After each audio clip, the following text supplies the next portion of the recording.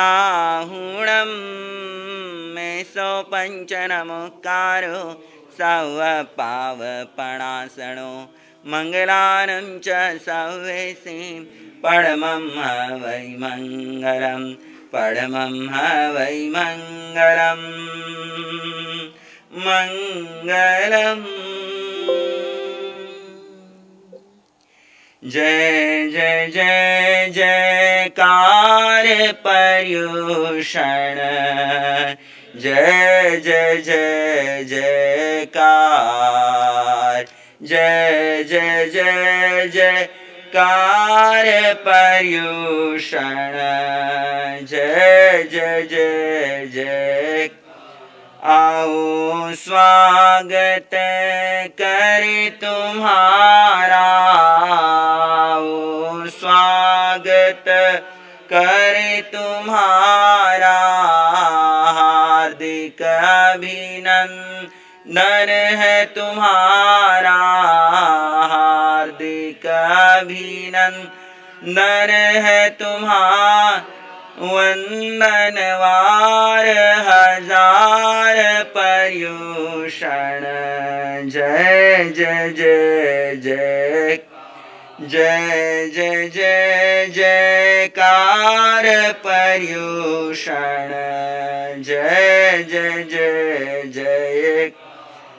तीर्थंकर भी तुम्हें मनाए तीर्थंकर भी तुम्हें मनाए तीन लोक में गरिमा गाए तीन लोक में गरिमा गा महिमा परंपार पर्युषण जय जय जय जय जय जय जय जयकार पर्युषण जय जय जय।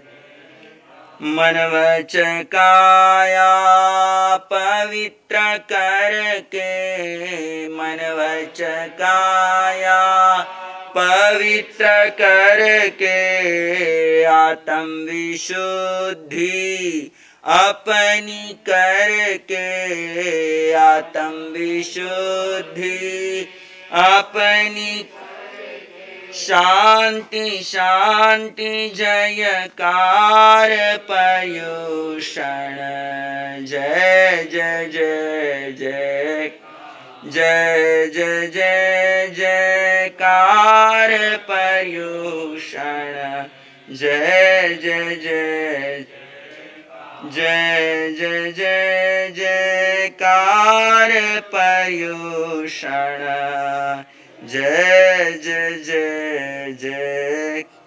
अल्पश्रुतं श्रुतवतां परिहासधाम त्वद्भक्तिरेव मुखरि कुरुते बलान् यत्को किल किल मधो मधुरं विरोति तच्चाम्रचारुकलिका निकरै कहे तु अल्पश्रुतं श्रुतवतां परिहासधाम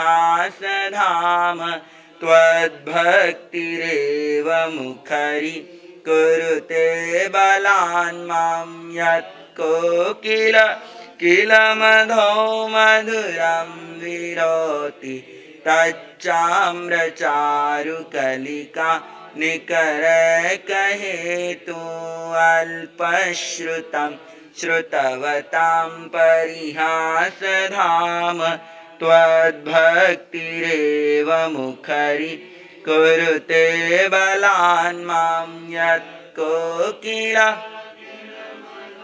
मधुरं विरोति तच्चाम्रचारुकलिका निकरै कहे।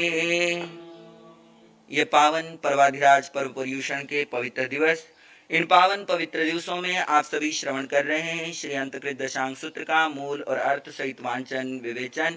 मूल वाचन में कल प्रथम पर्युषण के अवसर पर आपने पहले 2 वर्गों का वाचन श्रवण किया था। आज वाचन प्रारंभ होगा तृतीय वर्ग से। ये जो पुस्तक आपके पास है, आगम आपके पास है, इस आगम में पेज नंबर 30 से जो है वाचना प्रारंभ होगी। तृतीय वर्ग पेज नंबर 30। अवसर नहीं चुकना सभी हम कर ले आराधना है पर्युषण आए भव्य जन हर्षाए। अवसर नहीं चुकना सभी हम कर ले आराधना है पर्युषण आए। पर्व को आते खाने पीने के रोज है। पर्व को आते खाने पीने के रोज है। मात्र मनोरंजन फिर बढ़ता पापों का बोझ है। मात्र मनोरंजन फिर पापों का बढ़ता बोझ है। हल्का कर बोझ ले पर्व ये देता है सूचना है पर्युषण आए भव्य जन हर्षाए। अवसर नहीं चुकना कर ले सब आराधना है पर्युषण आए। शास्त्र श्रवण करने की अंदर से जागृत हो रुचि। शास्त्र श्रवण करने की अंदर से जागृत हो रुचि। द्रव्य सूच से बढ़कर होती भावों की है शुचि। द्रव्य सूच से बढ़कर होती भावों की है शुचि। श्रुत दर्पण देख ले ध्यान से निज को संवारना है पर्युषण आए भव्य जन हर्षाए। अवसर नहीं चुकना कर ले हम आराधना है पर्युषण आए भव्य जन हर्षाए। अवसर नहीं श्रीनेमि प्रभु के चरणों में गौतम जी दीक्षित है हुए। नेमि प्रभु के चरणों में गौतम जी दीक्षित है हुए। 17 भ्राताओं ने भी थे अर्पित जीवन किए। 17 भ्राताओं ने भी थे जीवन अर्पित किए। था केवल पालिया छोड़कर संसार वासना है पर्युषण आए भव्य जन हर्षाए। अवसर नहीं चुकना कर ले आराधना है पर्युषण आए है पर्युषण आए। परम तारक देवाधिदेव अरिहंत परमात्मा श्री सिमंदर स्वामी भगवान के श्री चरणों में अनंत अनंत आस्था के साथ अनंत अनंत वंदन अनंत नमन। चरम तीर्थंकर शासनपति प्रभु महावीर स्वामी के श्री चरणों में अनंत अनंत आस्था के साथ अनंत अनंत वंदन अनंत नमन। परम उपकारी जिन शासन देव जिन शासन माता को नमन। आत्मज्ञानी सद्गुरुदेव श्रद्धेय आचार्य भगवान के श्री चरणों में वंदन नमन करने के पश्चात श्रद्धेय मंत्री जी महाराज के श्री चरणों में वंदन नमन करने के पश्चात आत्मप्रिय भव्यात्माओं, पर्वाधिराज पर्व पर्युषण का आज यह दूसरा दिवस। कल से ही श्रुत ज्ञान की गंगा आप सबके सामने प्रवाहित हो रही है श्री अंतकृत दशांग सूत्र के माध्यम से। ये पावन पवित्र दिवस जो अंतर अवलोकन के दिवस है, पर्वाधिराज पर्व पर्युषण के दिवस। और इन दिवसों में जैसा कि मैंने कल बताया कि विशेष वैराग्य वर्धक यह श्री अंतकृत दशांग सूत्र का स्वाध्याय श्रवण करने की एक प्राचीन परंपरा रही है। आप सभी उसी परंपरा के अंतर्गत श्री अंतकृत दशांग सूत्र का मूल और अर्थ सहित वाचन विवेचन श्रवण कर रहे हैं। कल आप सबने जाना था कि श्री अंतकृत दशांग सूत्र क्या है, यह सूत्र किस भाषा में लिखा गया है, किस समय यह सूत्र परमात्मा के श्रीमुख से निकला। फिर आगे चर्चा प्रारंभ हुई थी चंपा नगरी की, और चंपा नगरी में उस काल और उस समय में कौन से परमात्मा पधारे थे, अरहंत अरिष्टनेमी भगवान, जो उस चंपा नगरी के ईशान कोण में पूर्णभद्र नामक यक्ष मंदिर के यक्षायतन में वहाँ पर विराजे और जन परिषदा परमात्मा की वाणी सुनने के लिए आई। वाणी सुनकर के परिषदा चली गई। तत्पश्चात आर्य जम्बू स्वामी ने प्रश्न किया है। अब यहाँ पर प्रश्न उपस्थित होता है, कुछ बातें जो है वो आपको बतानी आवश्यक है कि आर्य जम्बू ने, और संभव है यह प्रसंग जम्बू स्वामी की 24 से 28 वर्ष की अवस्था के बीच का हो। यहाँ बार बार एक शब्द आएगा अंतेवासी। अंतेवासी शब्द का अर्थ होता है कि प्रिय शिष्य। अंतेवासी यानी क्या? प्रिय शिष्य जो सदा निकट रहने वाला है। श्रद्धेय मंत्री जी महाराज अक्सर अपने प्रवचनों में फरमाया करते हैं, जब उन्होंने आगमों का ये आगमों की व्याख्या वगैरह की थी तो मैंने उनके मुख से सुना था कि हर शिष्य जो है वो गुरु के सामने निकट रहने को तो तैयार होता है, परंतु अंतिम रहने को तैयार नहीं होता है। उसके मन में ये भाव होता है कि नहीं, मुझे जो है सबसे आगे रहना है। परंतु अंतेवासी शब्द का मतलब ही यह है कि जो सदा अंतिम रहने को तैयार हो, जो गुरु की हर आज्ञा को मानने वाला हो, गुरु की हर आज्ञा को जानने वाला हो, उनके इंगित आकार को समझ करके काम करने वाला हो, ऐसा शिष्य ही गुरु का सदैव प्रिय होता है। आगे यहाँ पर बार बार जाव शब्द आएगा। जाव शब्द मतलब है यहाँ से लेकर के वहाँ तक। जाव यानी जब तक वहाँ तक। इस शब्द से यह संकेत किया गया है कि इस विषय का विस्तृत पाठ और विस्तृत वर्णन अन्य स्थान पर भी किया गया है। वर्णव शब्द भी यहाँ पर आएगा, जैसे बार बार चंपा नगरी का वर्णन चलेगा, द्वारिका नगरी का वर्णन चलेगा, राजगृह नगरी का वर्णन चलेगा। तो उसके लिए बार बार वो वर्णन ना करते हुए केवल वर्णव शब्द दे करके उस पूरे वर्णन का यहाँ पर विवेचन समझना चाहिए। स्थविर शब्द यहाँ पर आता है। स्थविर सुधर्मा स्वामी को कहा गया है। सुधर्मा स्वामी ने 50 वर्ष की अवस्था में दीक्षा ली थी और 30 वर्ष तक भगवान महावीर के वे सेवा में रहे। यह घटना प्रसंग भगवान महावीर के निर्वाण के बाद का है, अतः इस समय इनकी अवस्था 80 वर्ष से अधिक की होनी चाहिए। उनके जो देहमय पुद्गलों की अवस्था है वह 80 वर्ष से अधिक की होनी चाहिए। स्थविर शब्द का मतलब क्या है? जो स्वयं धर्म एवं आचार मर्यादा में स्थिर हो और दूसरों को भी स्थिर करने में समर्थ हो। 3 प्रकार के स्थविर बतलाए गए हैं। वयस्थविर यानी जिसकी आयु 60 वर्ष से ऊपर की हो, 60 वर्ष या उससे अधिक आयु जो हो वह वयस्थविर कहलाता है। दीक्षा स्थविर यानी कम से कम दीक्षा पर्याय जिसका 20 वर्ष का हो, जिसका 20 वर्ष का दीक्षा पर्याय हो गया है या 20 वर्ष से अधिक दीक्षा पर्याय है, वे सभी दीक्षा स्थविर कहलाते हैं। और श्रुत स्थविर हमारे यहाँ पर 32 आगम जो है उनमें से जो स्थानांग सूत्र और समवायांग सूत्र के अर्थ का ज्ञाता हो, केवल सूत्र का ज्ञाता हो नहीं कहा, अर्थ का ज्ञाता हो, जिसे स्थानांग सूत्र और समवायांग सूत्र के अर्थ का ज्ञान हो गया वह श्रुत के रूप में स्थविर कहा जाता है। आर्य सुधर्मा तीनों ही दृष्टियों से स्थविर थे, इसलिए उनको आगमों में स्थविर जो है वह उपमा लगाई गई है। आर्य शब्द का प्रयोग भी आप बार बार सुनेंगे। आचार्य सुधर्मा स्वामी ने आर्य जम्बू स्वामी को कहा। आर्य शब्द जो है वो भव्य प्राणी अपने कल्याण के लिए जिनकी सेवा करते हैं, अथवा हेय त्याज्य पदार्थों से जो दूर रहते हैं, अथवा कर्मरूप काष्ठ का छेदन करने के लिए रत्नत्रय रूप आरा जिन्होंने प्राप्त कर लिया है, उन्हें आर्य कहते हैं।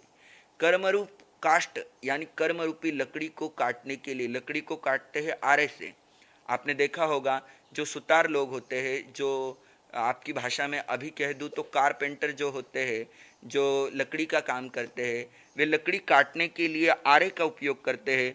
तो हमारे यहाँ पर आगमों की भाषा में कह दूँ तो रत्नत्रय रूप आरा है जिससे कर्म रूपी लकड़ी को काटना है। रत्नत्रय कल मैंने बताया था, सम्यक ज्ञान, सम्यक दर्शन और सम्यक चारित्र। आर्य शब्द एक महान शब्द है।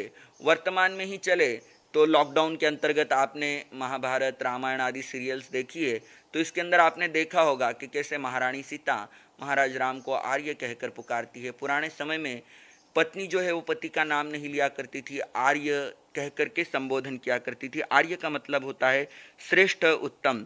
भंते शब्द का भी प्रयोग यहाँ पर मिलता है। भंते शब्द का प्रयोग जैन एवं बौद्ध दोनों ही परंपरा में अपने धर्मगुरु धर्माचार्य के लिए होता है।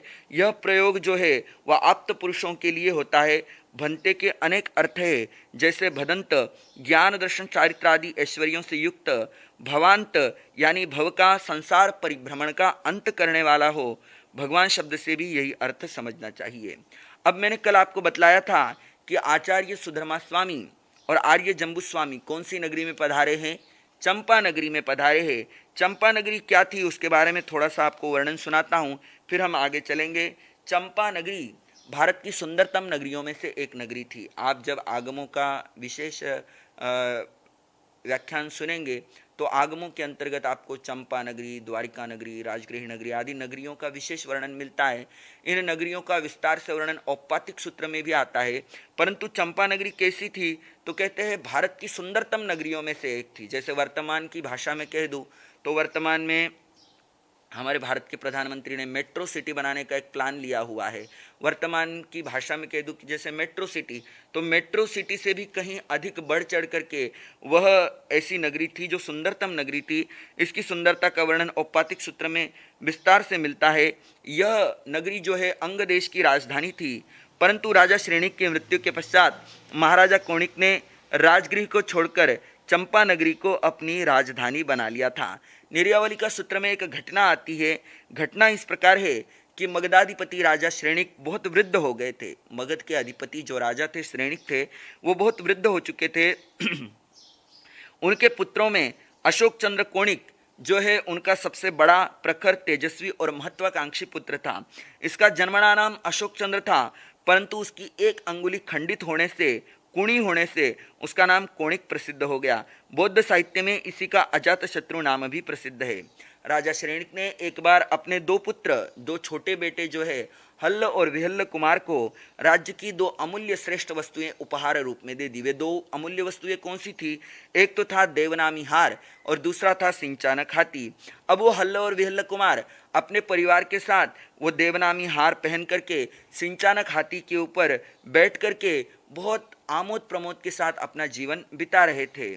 और ऐसा जब वो कर रहे थे तो राजा कोणिक जो है वो सबसे बड़ा राजकुमार था। जब उनको इस प्रकार करते देखता तो उसके मन में ईर्ष्या की भावना उत्पन्न होती। वह कोणिक जो है मन ही मन जल भुन गया। फिर राज्य सिंहासन की प्राप्ति की तीव्र अभिलाषा से प्रेरित होकर उसने अपने अन्य 10 भाइयों के साथ बैठ करके मिल करके एक षड्यंत्र रचा। और षड्यंत्र के अंतर्गत उसने अपने 10 भाइयों को कहा कि मैं तुमको राज्य के छोटे छोटे भाग दे दूंगा, तुम मेरा साथ दो, हम सब मिलकर के पिता को बंदी बना लेते हैं, तत्पश्चात मैं बनूंगा राजा, राज्य के छोटे छोटे भाग आप सबको दे दूंगा और आप उनमें अपना आमोद प्रमोद मनाना। स्वयं जब इस षड्यंत्र में वो 10 भाई शामिल हो गए तो वह कोणिक जो है वह इस षड्यंत्र में कामयाब हो गया। उसने अपने पिता राजा श्रेणिक को बंदी बना लिया। 10 अन्य भाइयों को राज्य के छोटे छोटे भाग बांट दिए। अब वह राजा बन गया है, पिता को कारागार में डाल दिया है। स्वयं क्या करता है? स्वयं राज्याभिषेक कराता है और राज्य चिन्हों से अलंकृत, राज्य चिन्ह यानी मुकुट, हाथ में तलवार आदि, इस प्रकार राज्य चिन्हों से अलंकृत होकर कोणिक अपनी माता पूज्य चेलना के पास चरण वंदना करने के लिए आया। पुत्र को आता देखा तो माता ने मुंह फेर लिया। माता ने क्या किया? अपना मुंह फेर लिया पुत्र को आता हुआ देखकर। कोणिक ने पूछा, हे माता, क्या तुम अपने पुत्र को राजा के रूप में देखकर प्रसन्न नहीं हो? तो माता ने रोषपूर्वक उत्तर दिया। गुस्सा था उसको कि उसके पति को या पुत्र ने अपने ही पिता को जो है बंदी बना लिया है। तो माँ कहती है, हे पुत्र, जिस परम वत्सल पिता ने अपने प्राणों की परवाह न करते हुए पुत्र प्रेमवश पुत्र को जीवन दान दिया, वही पुत्र राज्य का लोभी बनकर पिता को बंदी बनाए, पिंजरे में डाल दे यानी कैद खाने में डाल दे, स्वयं राजा बन बैठे, तो कौन माँ ऐसे पितृघाती पुत्र का मुख देखना चाहेगी। माता के संतप्त हृदय से निकले वचनों से कोणिक का हृदय बहुत दुखी हो गया। उसने पूछा, हे माँ, पिता ने मुझे किस प्रकार जीवन दान दिया था? उनके मन में क्या सचमुच मेरे प्रति प्रेम था? तो माँ कहती है, इतना गहरा पुत्र प्रेम तो किसी विरले पिता के हृदय में ही हो सकता है। तू सुनना चाहता है तो सुन। जब तू गर्भ में था तब मेरे भीतर में एक विलक्षण दोहद उत्पन्न हुआ कि मैं अपने पति के हृदय का मांस खाऊं। मांस खाने का एक अत्यंत घृणित दोहद उत्पन्न हुआ। इस दोहद की पूर्ति तो दूर, इस विचार से ही मैं अत्यंत लज्जित और दुखी रहने लग गई। किसी तरह तुम्हारे पिताजी ने मेरी चिंता का कारण जाना, पता लगाया और बहुत ही वीरता और साहसपूर्ण मेरा चतुराई के साथ मेरा दोहद पूर्ण करवाया। जब तुम्हारा जन्म हुआ तो तुम्हारा जन्म होते ही मेरे मन में तुम्हारे प्रति घृणा और दुर्विचार आए कि जो संतान गर्भ में होते हुए पिता के हृदय का मांस ग्रहण करना चाहती है, तो ऐसी पितृघातिक संतान को जन्म देने के बाद पालन पोषण करने से क्या लाभ है, जन्म देने से क्या लाभ है, ऐसा मेरे मन में विचार आया। मैंने जन्मते ही तुम्हें दासी के द्वारा बाहर कूड़े के ढेर पर फिकवा दिया था। उस समय में तुम कूड़े के ढेर पर पड़े थे। वहां पर एक मुर्गे ने तुम्हें मांस का लोथड़ा, मांस पिंड समझ करके तुम्हारी एक अंगुली, जो छोटी उंगली है, वो नोच डाली। और उस समय में जब दासी तुम्हें कूड़े के ढेर पर फेंक कर आ रही थी, पिता ने देखा, दासी से पूछा, पता चला। पिता स्वयं दौड़े दौड़े गए, कूड़े के ढेर से तुम्हें उठाकर लाए और उस समय में तुम्हारा उन्होंने ममता पूर्वक पालन किया। तुम्हारी वो जो छोटी उंगली जिसे मुर्गे ने नोच डाला था, उस उंगली में मवाद पड़ गई थी। जब तुम रात को रोते थे तो तुम्हारी उंगली में से मवाद को तुम्हारे पिता अपने मुख के द्वारा उसको चूस करके उसको बाहर फेंकते और तुम्हारी पीड़ा को दूर करते। यह सुनाते सुनाते माता चेलना का हृदय भराया, उसकी आंखें भीग गई। माता के मुख से जब यह वृत्तांत सुना तो वह कोणिक, जो अब राजा बन चुका है, पश्चाताप के मारे फूट फूट कर रोने लग गया। माता के सामने ही रोने लग गया कि पिता मुझे बाल्यकाल में इतना प्रेम करते थे, राज्य तो मुझे ही मिलना था, मैंने ऐसा अचानक क्यों किया जो पिता को बंधन में डाल दिया। कहते हैं सामने ही कुल्हाड़ी पड़ी हुई थी। कुल्हाड़ी से बंधन काटने के लिए वह कारागार की तरफ दौड़ा। पुराने समय में राजा जो है वो आत्मसम्मान के लिए बहुत प्रसिद्ध हुआ करते थे और राजा रानी आदि राज परिवार के जो प्रमुख सदस्य होते थे, वे अपने हाथ में एक ऐसी अंगूठी पहनते थे जिसमें हीरे की कणिका रहती थी, जिसे चूसते ही व्यक्ति का प्राणांत हो जाता था। जब कोई स्वयं के जीवन पर ऐसी बात आती तो वे उसे चूस लेते थे और प्राणांत कर लेते थे। किसी दूसरे के हाथों मरने से अच्छा है कि स्वयं अपने जीवन का नाश करे। जब वह